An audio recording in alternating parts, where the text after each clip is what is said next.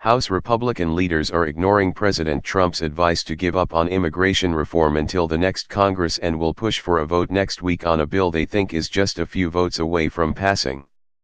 Majority Leader Kevin McCarthy, R-California, said Friday the House GOP will forge ahead on an immigration bill, even after Trump tweeted Friday that there's no point in trying until more Republicans are elected.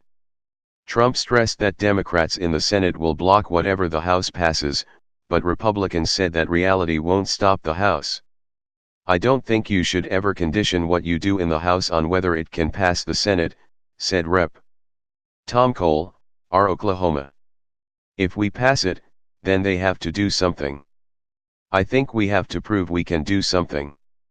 The GOP postponed a Friday vote on an immigration reform bill because it lacked enough support to pass. Republicans say negotiations now center on whether to add E-Verify and an immigrant agriculture program into the legislation, and many are hoping for a vote next week. Many conservatives have been clamoring for the bill to include a provision mandating employers use E-Verify to ensure new hires are legal. "It might be a difference maker," Cole said. Meanwhile, an agriculture or guest worker program would attract votes from lawmakers whose districts rely on immigrant farm workers. "I don't think you have to make a lot of tweaks here," Cole said. "We can get this done." Lawmakers canceled a vote this week on a bill authored by Speaker Paul Ryan, RWIS, that sought to bridge conservative and moderate immigration reform priorities.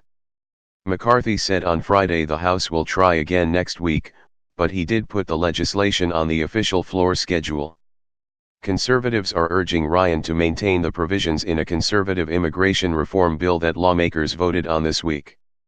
The bill failed, but garnered 193 GOP votes, fewer than 24 shy of the number needed to pass the measure. The 41 GOP no votes were cast mostly by moderates who wanted a more inclusive and easier pathway to citizenship for Dreamers, who came illegally as children. The measure was authored by House Judiciary Committee Chairman Bob Goodlatte, RVA. It would provide legal status for about 700,000 Dreamers and offered a much more difficult pathway to citizenship. Conservatives say the leadership should simply take the Goodlatte bill and make a few changes to attract moderates, such as expanding the pathway to citizenship to all 1.8 million people who fit the Dreamer category. The Goodlatte measure, which is co-authored by Homeland Security Committee Chairman Michael McCall, R-Texas, includes both E-Verify and a guest worker program. It ends chain migration, the diversity visa lottery program, and authorizes border wall funding. "They need to go from the bill that has the most votes," said Rep. Scott DeYarles, R10, who backs the Goodlatte bill. A key moderate negotiator, Rep. Jeff Denham, R-California, said E-Verify and a guest worker program are on the table. "We are going to negotiate through the weekend on those two issues," Denham told reporters Friday as he left Ryan's office near the House chamber. But Trump did identify a major problem for the Republican Party, the Senate. House Republicans have long been frustrated with Senate filibuster rules that now allow minority Democrats to block GOP legislation, and Trump predicted a similar fate for the bill even if it passes the House.